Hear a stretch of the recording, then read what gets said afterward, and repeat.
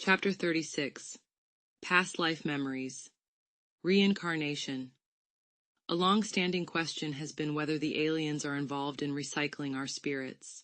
It was discussed in the previous chapter that gray aliens are capable of cloning and transferring consciousness, which is the same as our soul. Consciousness does not reside in our brain. Our brain is just a transceiver. A transceiver can both transmit and receive signals. The brain doesn't create consciousness, thoughts, or awareness all by itself, but rather it acts like a transceiver, receiving and transmitting signals from some deeper, possibly non-physical source of consciousness. On December 4th, 1994, I awoke with my first past life memory. It really all began in 1989, when I had the unexpected opportunity to tour parts of Europe. The very first day in London, I was standing in Poets' Hall at Westminster Abbey when I had a vision. I had been in Poets' Hall before, and my name was Elizabeth Steinberg, living in the 1500s. It was she who had said, "I'm not like that. I'm not that kind of girl," echoing what I had said to the Wookiee, mentioned in the previous chapter. This had amused the authority gray. Memories of this life continued for a year. Within that same year, yet another spontaneous past life memory would begin, and yet another and another. Over the next several years, I would recall 14 past lives. These lives have been compiled and is available in another book, Memories of My Past Lives, Reincarnation. In September 2021, I took a leap and scheduled a session with Nancy Hodgeck, a skilled past life hypnotherapist in Nashville trained under Dr. Michael Newton, renowned for his work in life between lives regression. The session lasted 2 hours, but I remembered none of it.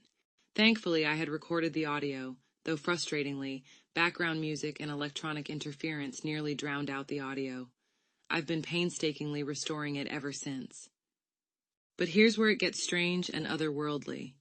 At the very start of the session, a male EVP, electronic voice phenomenon, made himself known. As if greeting old friends, we acknowledged each other, then firmly, almost commandingly, he said, "Open." And just like that, he opened my Akashic records. What followed was extraordinary. For the 2 full hours I was under, we traversed through lifetime after lifetime, witnessing fragments of conversation, reliving joys and heartbreaks, and uncovering deep soul connections. This presence had been with me in every life. Sometimes we were husband and wife, other times father and son. In some lives I was male, most often I was female. We revisited everyday moments and tragic endings. I had life after death experiences, and even the pre-birth planning that led me to this very life. There were emotional and vivid details. It was absolutely incredible. Nancy must have kicked back and let the session unfold. She hardly made her presence known at all. She later mentioned one thing, though. She had no idea who I was talking to.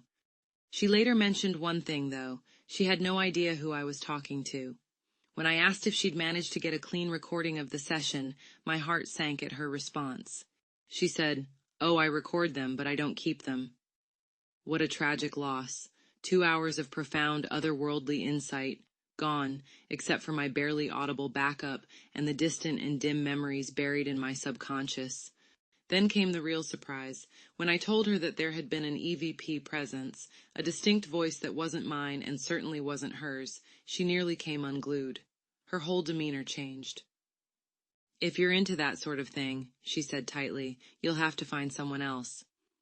I was stunned. It was clear. Nancy facilitated the session, but someone else opened the door, and I had stepped through it. I calmly told Nancy that she had missed half the conversation, and more importantly, a powerful part of the experience. What I had encountered wasn't just a replay of memory, it was a guided journey through time, joined by a being who had shared many lifetimes with me. A presence that for sure was more accepting and genuinely concerned than I've ever known in my life. It left me wondering, who is this person who loves and cares about me so much?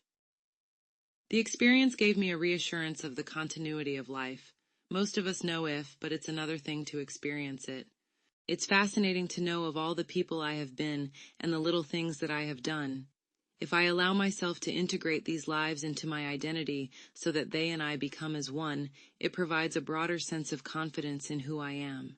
I am not just me and my limited experiences in this one life.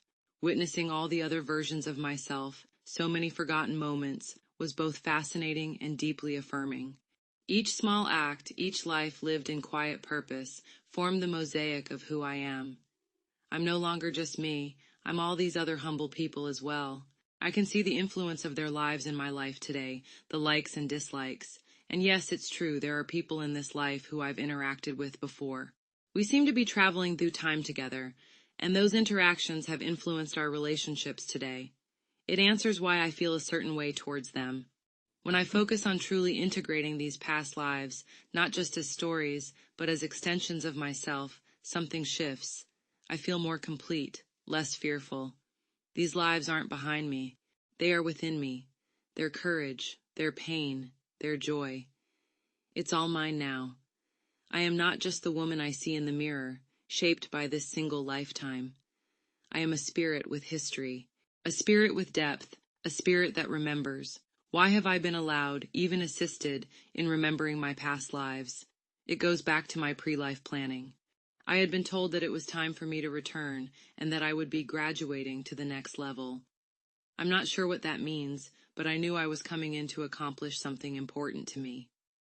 I knew my early life would be very hard, but that I would still finish what I came in to do.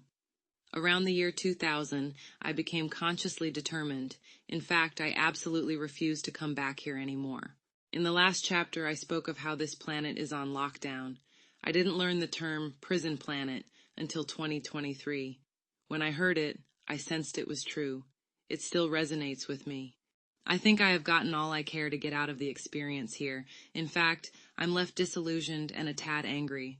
My mission now will be to help others escape by being a guide. Throughout the years, I made a determined and deliberate effort to expand my consciousness, to take in more and more information that allowed me to hold a broader concept of the awareness of reality.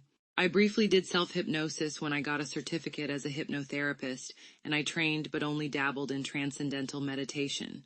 Although these were very short-lived experiences, I think they played an important part in how I was able to spontaneously begin to recall past lives. It would be my best advice to anyone who wants to do the same. The other advice would to be, visit a skilled past life hypnotherapist. Ask them to leave you with the suggestion that you will begin to remember more. But I truly believe that my remembering has been orchestrated because it is the purpose of my life. It was meant to happen before I even entered into the fetus that would become the personality of Jennifer. It was part of my pre-life planning. It could be a natural phenomenon that occurs when one has reached the end of their internment on this dreadful planet and are ready to leave. Many others through the ages could have had this experience, but we don't know because they left no record. When I look back, I can see how the subjects I studied and the training and dozens of certifications I got through the years all work towards the same end. To be a psychic spiritual healer and to work with energy, and I've been pretty good at it. I can look around and see many other competent healers well along their own spiritual path. Good for them. It's never too late to start, if that be your goal. It was never my goal in any other life before this one, so it's never too late. So, which is it? Am I reincarnating due to my own wishes, departing from my soul group, as I recall? Or are aliens responsible in some capacity, maybe capturing my spirit and forcing me into reincarnation? Let's address this question. During my pre-life review, I was so deep under hypnosis that I wasn't aware that I was even speaking. In fact, I didn't remember anything. There were no aliens. And just like Dr. Newton's books on life between lives, which involved thousands of past life regressions, I had willingly previewed the life I would take after being told by a very human woman that it was time for me to advance to another level. There was nothing in my pre-life existence that indicated I had been an abductee in any of my previous lives. There was also no indication of previous lives' abduction status in my hypnosis session. That is not to say that they can't review all of my past lives, because they could have the technology to do so. In fact, there is a conspiracy theory program called Project Looking Glass. This alleged program is said to involve a device or technology capable of viewing into the past, and sometimes future, by accessing the quantum field or the Akashic record, depending on the version of the story. Here are some things that ChatGPT had to say about it. Quote, Project Looking Glass is said to be a reverse-engineered alien device that uses quantum resonance or consciousness-based tech to view past lives, access the Akashic records, scan timelines of abductees or contactees, and non-abductees. A contactee doesn't have to be an abductee. Manipulate or collapse potential futures. Some of the lore suggests the ETs are not just studying biology, but also reincarnation lines, tracking souls across lifetimes. The looking glass device in this version can be used to identify where a soul has been incarnated before. See if someone has ties to certain star systems, Pleiadian, Arcturian, etc. Decide who gets contacted or activated in this life. Popular sources and whistleblowers who talk about this are Dan Burrish, aka Dan Crane, claimed involvement with Looking Glass Tech at S4 near Area 51, described the machine as being consciousness reactive and used to predict possible future outcomes. Bill Wood, another figure who discussed Looking Glass in terms of timeline convergence and the idea that a great awakening would make the tech obsolete. Corey Goode and David Wilcock have mentioned similar tech in the context of the secret space program, where they suggest that alien civilizations and breakaway humans use such tech for deep soul history analysis. End quote. Regarding reading the quantum field, aka Akasha field, most of us have heard about the predictions of the show, The Simpsons, how among many other things, it predicted the election of Donald Trump, right down to him on the escalator. And regarding the ability to collapse timelines, we've probably all heard about the Mandela effect, where certain people remember different historical facts. Regarding collapsing timelines, in a previous chapter, I discussed how a friend had thrown a cup at the back of my head, doing some serious damage to my brain. Somehow, this timeline was changed to just before he threw it, and we were frozen until my brother Roy could arrive to stop him. I have memory of both timelines. One where I was hit and fell to the floor, and one where Roy intervened. Roy had said he was given an overwhelming sense that something was wrong, and he had to get home. Many people would have viewed this as a psychic prediction, not an alien influence. Regarding lineage to alien star system, in another chapter, I talked about how while riding in the car, a bright beam of light hit me and put me into great distress. I was literally thrashing about. I later learned that the Vatican would beam a bright light onto prospective employees, and if they collapsed into distress, they were not hired because this meant they have an alien consciousness, probably unbeknownst to them.